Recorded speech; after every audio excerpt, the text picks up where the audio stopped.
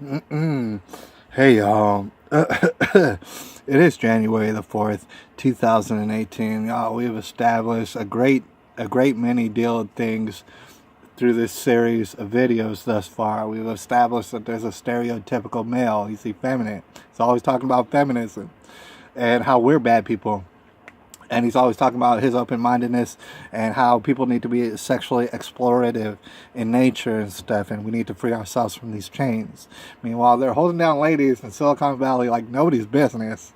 All right, they're doing the whole stereotypical, we hold down ladies, they don't get no money, but we get them to do, we turn them out all over the place. That's what's taking place. All sort of people are having things allegated against them as far as sexual inappropriateness. Meanwhile, it seems like they live in a whole cloud full of sexual inappropriateness. Right? We're establishing a lot of sort of things.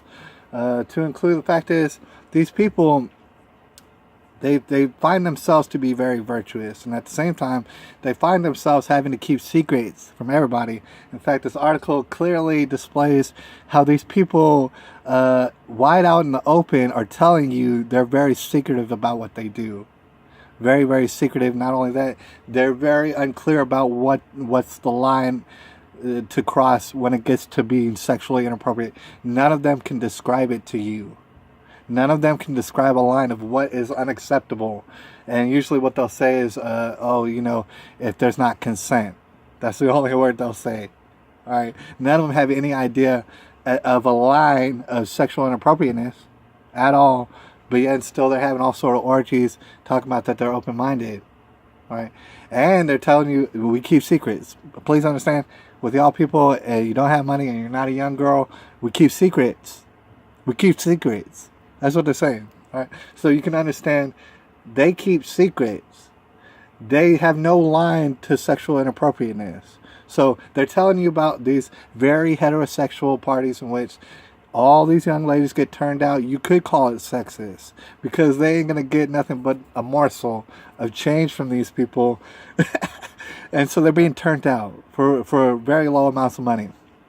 So you can say, well, that's bad. But at the same time, like I said, they're very secretive about what they do.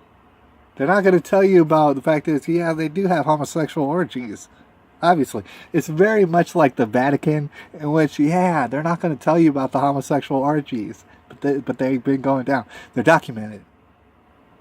Right? So they've been going down, but they're not going to tell you about that. In fact, this article is not going to dive into that, and I don't blame Emily Chang for not diving into that, because I'll go ahead and continue her story. Thing is, of course there's homosexual orgies. These people are secretive. They're not going to tell you about that because it hurts their ego and stuff like this. Tell you about that. They understand it's unsavory to hear about it. It does not stop there. No, it doesn't stop there. You could think that it does, but it doesn't. All right, and that's actually even more secretive. We're talking about the abuse of children, and it absolutely does happen. So we're going to go ahead and continue to read into the sexual perversion and all sort of chaos and suicidal nature that is rearing its ugly head over there in Silicon Valley. Let's go ahead and continue.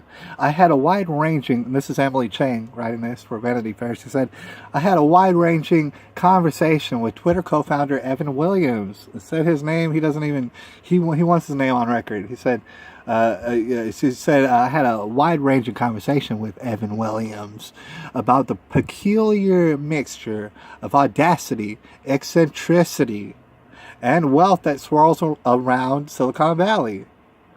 Williams, who is married with 2 kids, became an internet celebrity thanks to his first company, Blogger. That was his first company.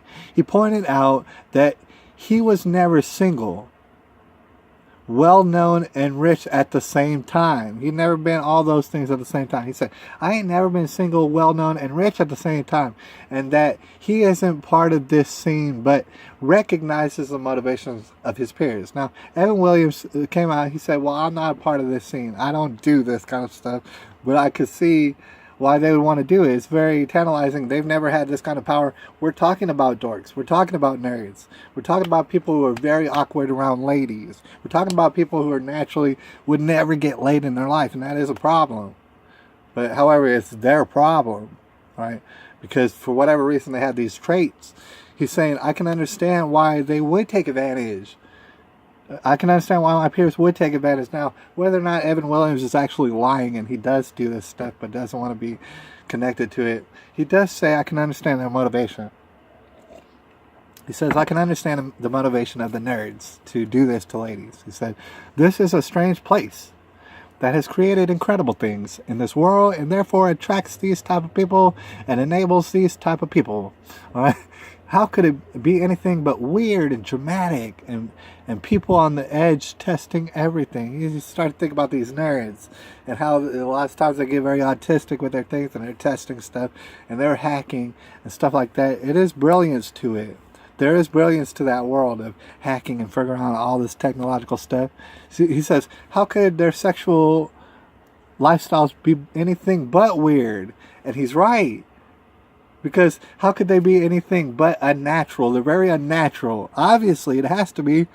Because naturally speaking, they cannot have relations on a consensual basis with these ladies. Ladies are naturally not attracted to them. And I'm sorry about that. It's not my opinion.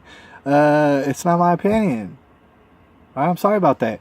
But anyways, to continue with the article, he says, how could it be anything but weird and dramatic? People testing the edge of everything when it comes to these hackers, when it comes to these founders and stuff. He says, on the one hand, he said, if you thought like everyone else, you can't invent the future. You hear him say, like everyone else. If you thought like the normal person out there that fly over state hillbilly yokel son of a bitch, if you thought like everybody else, you can't invent the future. We're a different species. He didn't say that, but it kind of sounded like he said that. He said, if you thought like everyone else, well, you can't invent the future. Yet, he also warned that sometimes this is a recipe for disaster. The sexual exploits can actually lead to negative consequences, is what he was saying. Sometimes. Sometimes it's actually a bad thing. That's what he was saying. He said, rich men expecting casual sexual access to women is anything but a new paradigm. Obviously, that's not a new paradigm. People have been talking about this. Rich men expecting casual access, sexual access to women. All right, yeah, that's been happening. But many of the A-listers in Silicon Valley have something unique in common. A lonely adolescence devoid of contact with the opposite sex. All right? That's very significant. We've been bringing up how significant it is. During the lives of these particular nerdy men, as children, you got to understand, they never ever received any sort of sexual attention or anything, consideration or anything, just because they were so naturally unattractive to women, unfortunately. And I'm not saying that, it's like, dude, I could have my opinion about it any which way, but this is the facts. Statistically speaking, these men in Silicon Valley, they grew up as young children, getting and into their adolescence, getting no play from women at all, none. So they go into the experiencing, having no experience with ladies, so it is going to be awkward.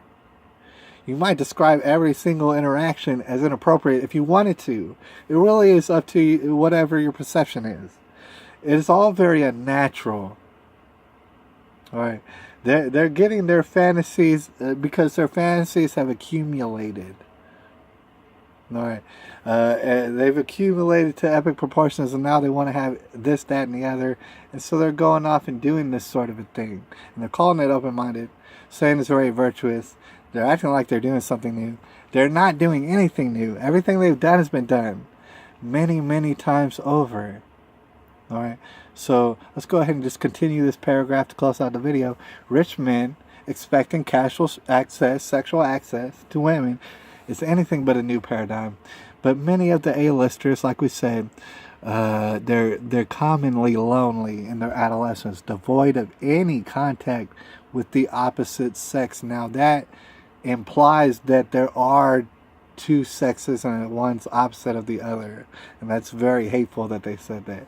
But married VC described his teenage life as years of playing computer games and not going on a date until he was 20 years old.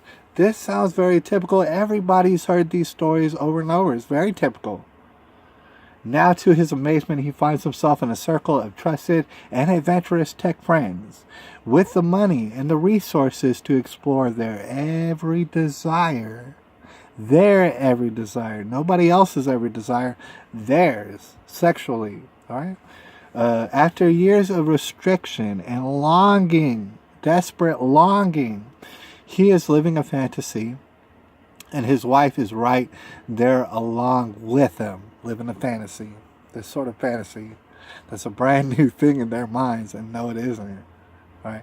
They think they're stumbling across a successful formula. In fact, they're running so far away from a successful formula of even having sexual relations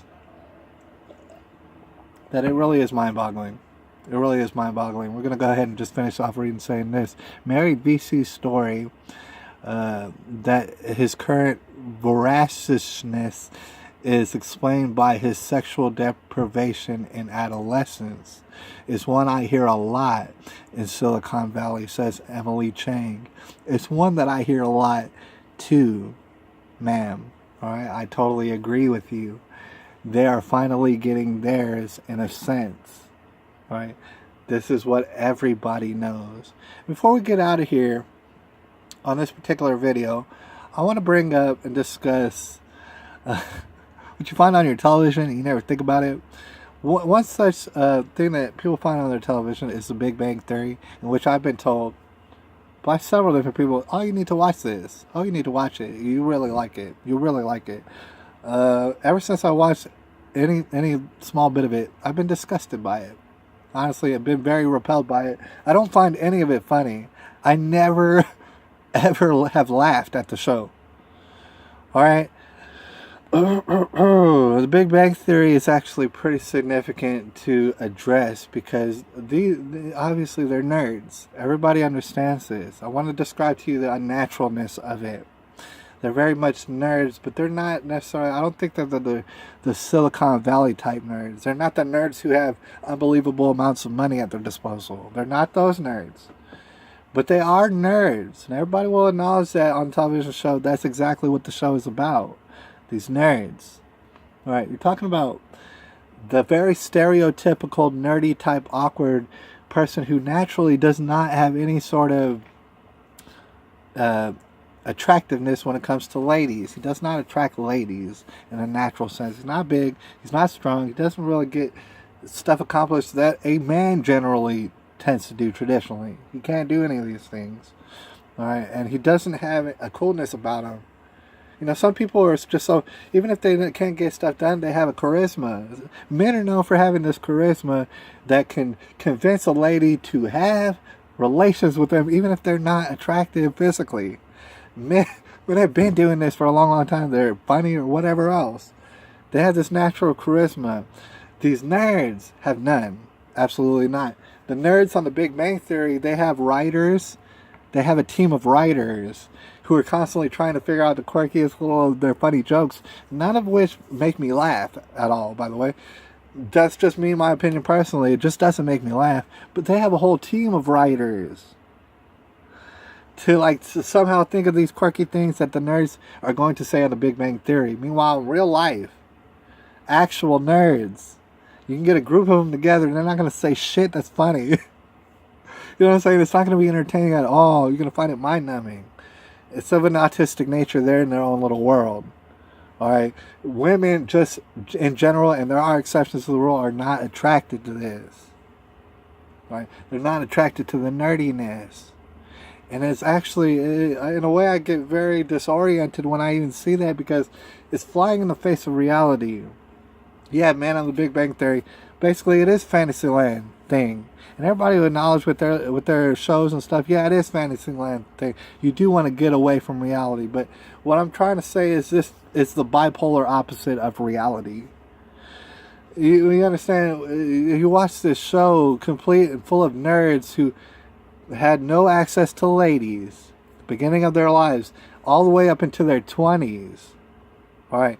The show deals with that. Meanwhile, you got this one lady, alright, the main lady of the show, this blonde girl all boobies out to for days. All right, it's just she's what you would call a bombshell, hanging around these nerds. Meanwhile, these nerds don't have Silicon Valley money. This does not happen in reality at all. This blonde lady, it's not as though she looks for dumb men, but she'll find an actual man. You understand that in the show, it's very open-minded. It's very all-inclusiveness. It's very acceptable. Thing is, this blonde bombshell of a lady that nobody denies somehow has a boyfriend who is absolutely homosexual in the show.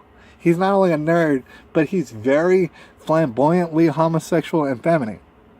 And not only that, he's not in a manly role ever in the show.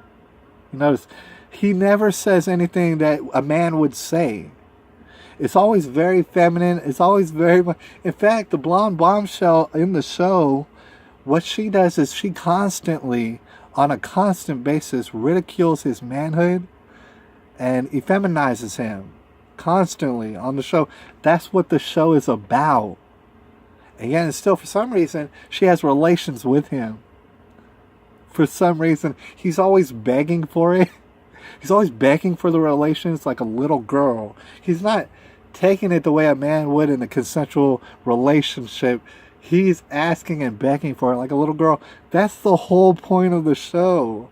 Meanwhile, this blonde bombshell, who could have her pick of the litter as far as dudes, she's sticking around with this poor schmo who's in college. This is the fantasy line that they're pointing out for you. They want this to be the #1 show in America. She's hanging out with this homosexual nerd.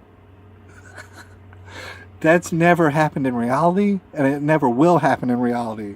Flies in the face of reality. Meanwhile, you had the other couple with that other blonde lady who's also pretty good looking. There's good looking ladies. I mean, not Blossom necessarily, but there's good looking ladies and all throughout the show. Hanging out with these nerds. Might I remind you, these nerds don't have Silicon Valley money. This environment does not happen naturally and organically. It is trying to show you what is the new normal, and that has never ever been the normal. Meanwhile, you start to have this the millennials out there in Generation Z. They are starting to think, oh, if I hang out with this nerdy guy, that's who I should want, and I should want to put him down and ridicule him all the time, and it's going to be funny. And that's going to be my man. But except I'm going to be the man. I'm going to be the lady. I'm going to be all hot and you know and stuff. And I'm going to do my thing. And I'm going to put him down. That's just normal. That's the new normal. My new boyfriend is going to be a homosexual nerd. And I'm going to hang out with his nerd friends even though none of them have money. It's meant to confuse the youth. Alright? It's done purposefully. People think it's funny and they want to laugh all day about it. Fine, but it is a weapon against y'all. And this whole Silicon Valley thing, it ties all into it. We're going to go ahead and read more of this article. And man, like I said, this could be a whole class on this. How many lives of young ladies can we save out there? By simply telling them the truth. Simply informing them about reality. Instead of sitting them in front of a box with the exact opposite of reality on it. Anyways, balls deep in the tribulation. I'll holler y'all at y'all. It's January the 4th, 2018.